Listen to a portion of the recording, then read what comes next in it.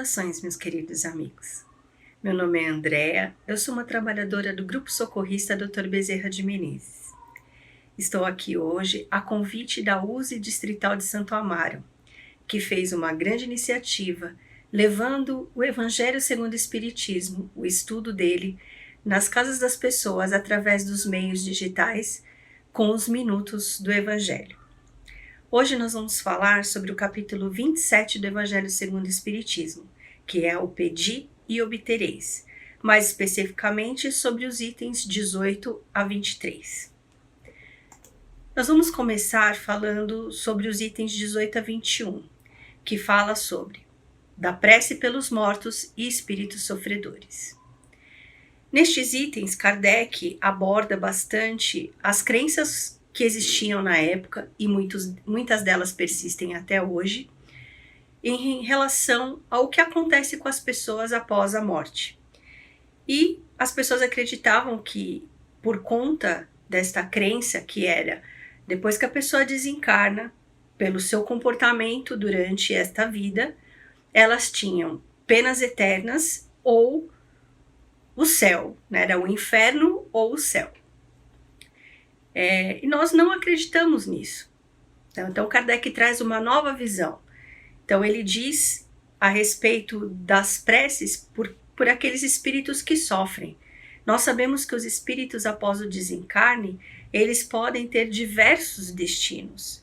Eles podem estar em diferentes situações, diferentes locais no umbral, numa colônia, num hospital e assim por diante. Então, Kardec traz essa nova visão do porquê que nós devemos sim fazer as preces por aqueles que desencarnam. Então ele fala sobre primeiro essa comparação da condenação ou salvação eterna. E nós sabemos que tudo depende do que nós fazemos com aquilo, com as nossas próprias experiências. Vamos supor, nós erramos muito durante a vida. E quando desencarnamos, acabamos numa situação complicada.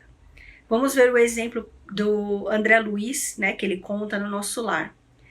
Ele foi chamado de suicida, porque consciente dos problemas de saúde que ele tinha, consciente como médico, inclusive, ele sabia que o comportamento dele, as coisas que ele fazia, estavam abreviando a vida dele, estavam complicando a condição de saúde dele. Por esta consciência, quando ele foi para o umbral, quando ele desencarnou e ficou no umbral, ele era chamado de suicida. Até que ele foi socorrido, foi levado para a colônia, primeiro para o hospital dentro da colônia, foi tratado e depois ele começou o seu processo de aprendizado. E lá mesmo ele verificou a importância da prece, quando foi verificar quem foi que fazia preces por ele. Apenas uma paciente dele e a própria mãe faziam preces por ele. E mesmo assim ele foi beneficiado por essas preces. Quando nós sabemos que erramos, quando nós adquirimos a consciência de que nós erramos, de que nós fizemos algo que não foi bom para a nossa encarnação, a nossa atitude em relação a essa descoberta, a essa conscientização, é que vai fazer toda a diferença no nosso caminho dali para frente.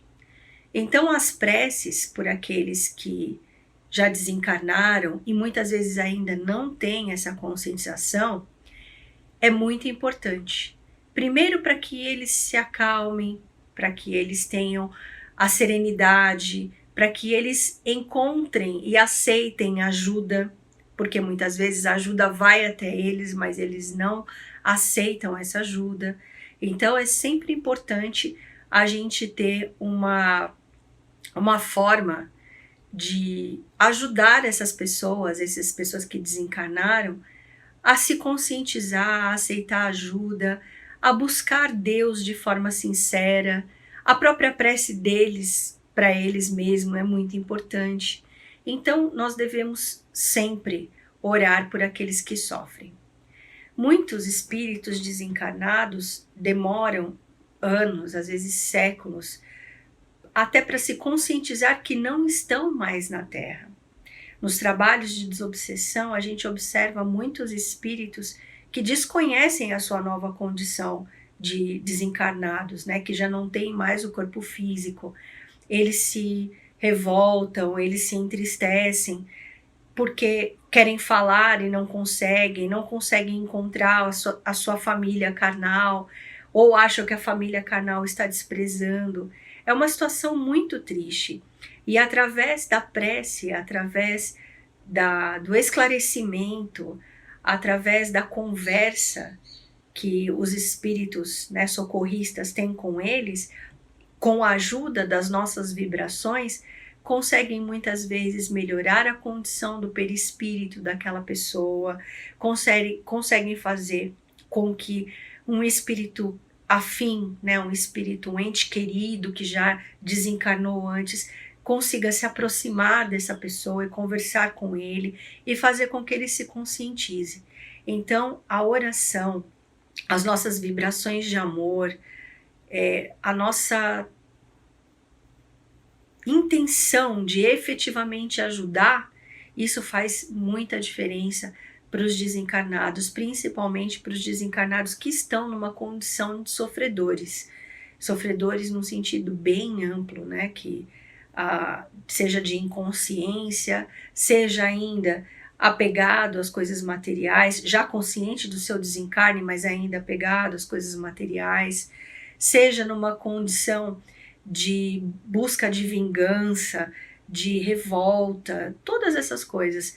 É sempre um alento. Nossas preces, nossas melhores vibrações, nossos desejos do bem são como bálsamos que vão acalmando esses espíritos, que vão trazendo-os a consciência plena, que vão fazendo com que eles aceitem sua nova condição e consigam percorrer os seus caminhos de forma tranquila. Outra coisa também que ele fala é que valor teríamos nós como cristãos se nós abandonássemos aqueles que sofrem, aqueles que erraram. E ele cita um exemplo, uma comparação muito interessante, que é assim: as pessoas que hoje estão presas porque cometeram algum crime, vale a pena orar por essas pessoas? Nós acreditamos que sim, né? Na maioria das preces que nós ouvimos nas casas espíritas, nós vibramos por aqueles que estão encarcerados, né? Por aqueles que estão na Fundação Casa, que são jovens, né? Adolescentes, aqueles que estão nos presídios. Nós vibramos por essas pessoas. Então, nós também devemos vibrar por aqueles que erraram, sim, e estão desencarnados, e muitas vezes estão em cárceres, em prisões, tanto da sua própria consciência, como efetivamente em prisões, porque existem espíritos que ainda estão nas trevas, que são muito ignorantes, que aprisionam outros espíritos a fim de escravizá-los e assim por diante. Então, a gente efetivamente tem que ter compaixão. Nosso trabalho como cristão é perdoar, é amar aqueles que mais necessitam, porque também está escrito no Evangelho que não são os sãos que precisam de remédio, mas sim aqueles que estão doentes. E Jesus mesmo andou entre pessoas que eram consideradas párias da sociedade, eram marginalizados. Ele foi crucificado entre dois bandidos, vamos dizer assim. Então Jesus nunca fez juízo de ninguém. Muito pelo contrário, era justamente essas pessoas que mais necessitavam, que eram mais excluídas da sociedade, eram as pessoas que ele abraçava, eram as pessoas que ele utilizava como exemplo de perdão, de amor ao próximo. E nós temos que seguir esses exemplos, afinal de contas, esse é o nosso caminho, esse é o nosso objetivo, seguir o máximo possível os exemplos de Jesus, para que sejamos dignos de sermos chamados de cristãos. Se nós condenarmos as pessoas apenas eternas e só orarmos por aqueles a quem amamos, aqueles a quem nós achamos que estão vivendo de uma forma correta, que mérito nós temos, né? E nós mesmos erramos tanto. Jesus disse, né? Aquele que não tiver pecado, que atire a primeira pedra. Nós precisamos de oração, de outras pessoas por nós e de nós mesmos. Então nós devemos sim orar por aqueles que sofrem. Outra coisa que Kardec aborda nesses itens é a questão de que abreviar o nosso sofrimento ou perpetuar o nosso sofrimento só depende das nossas próprias atitudes. A gente sabe disso mesmo encarnado. Quando a gente desencarna, eu acredito que essa consciência ela se expanda. Mas mesmo aqui encarnados, nós sabemos que determinados momentos de sofrimento, determinadas provas que nós passamos, elas podem ser abreviadas ou perpetuadas de acordo com a nossa atitude. Então nós sempre devemos perguntar o que nós devemos aprender com determinada situação. Cada situação que se coloca na nossa vida, nós devemos nos questionar: o que eu tenho que aprender? O que eu tenho que mudar? Tem uma passagem no livro do José Carlos de Luca, no Pensamentos que Ajudam, que fala exatamente sobre isso, que muitas vezes nós temos que parar um momento e observar o que nós estamos precisando aprender, o que nós estamos precisando modificar no nosso comportamento para que uma determinada situação, que para nós é difícil, que para nós é ruim, que ela se modifique, que ela termine, né? Muitas vezes a gente vai falar sobre isso, nós fazemos prece pedindo para que Deus nos livre do mal. Isso está inclusive no Pai Nosso. Mas como é que nós vamos nos livrar do mal? Essa é uma questão importante. Esse mal normalmente é causado por nós mesmos, pelas nossas próprias atitudes. Então, o que nós devemos fazer para que esse mal cesse, para que esse mal termine? É sempre importante nós nos perguntarmos isso, em cada momento da nossa vida. E quando estivermos felizes, perceber também o que nós fizemos de certo para que nós perpetuemos essa ação correta, nós perpetuemos essa ação positiva na nossa vida, para que a gente seja cada vez mais feliz, porque esse é o nosso destino, né? A felicidade. Nós cremos, nós espíritas, cremos na efetividade da prece em qualquer situação. Eu posso desafiar vocês a dizer vários motivos, né? Vários exemplos onde a prece fez um bem enorme para vocês ou para alguém que vocês fizeram a prece em favor de. Eu tenho uma historinha que eu vi isso acontecendo, onde uma criança estava brincando, uma criança pequena, estava brincando com seu irmão e correndo, brincando de pega-pega, correndo, ele subiu em cima da mesa e sem perceber enfiou a mão dentro de uma panela cheia de feijão fervendo que a mãe tinha acabado de tirar do fogão e colocado em cima da mesa para esfriar.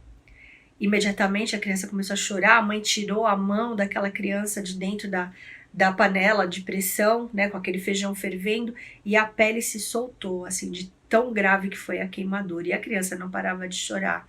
E a mãe, naquele desespero, o que eu faço, o que eu faço, o que eu faço? Teve a intuição, né, os espíritos sempre nos ajudam, né, os mentores sempre nos ajudam, e coração de mãe é algo que está sempre em prece pelo seu filho. Teve a intuição de envolver uma fralda em água e colocou essa fralda molhada na mão da criança e pediu ajuda aos bons espíritos que acalmassem a dor daquela criança, que recuperasse aquela queimadura. E quase que imediatamente a criança parou de chorar e a mãe foi repondo, né? Molhava novamente, ia repondo e sempre pedindo aos bons espíritos, a Dr. Bezerra de Menezes, a corrente médica, que ajudasse ali. Incrivelmente, a criança parou de chorar e logo em seguida dormiu e aquela queimadura horrorosa se recuperou bem, a pessoa não tem nem cicatriz nas mãos hoje, né, na mão da queimadura sofrida. Então a gente sempre observa esses pequenos milagres nas nossas vidas acontecendo através da oração. Quantas vezes a gente, num desespero terrível, achando que o nosso mundo tinha acabado, que o chão tinha aberto debaixo dos nossos pés e a gente se fecha em oração, busca, suplica efetivamente e a gente é ajudado. Nós nos acalmamos. Não que o problema vá embora, mas nós nos acalmamos.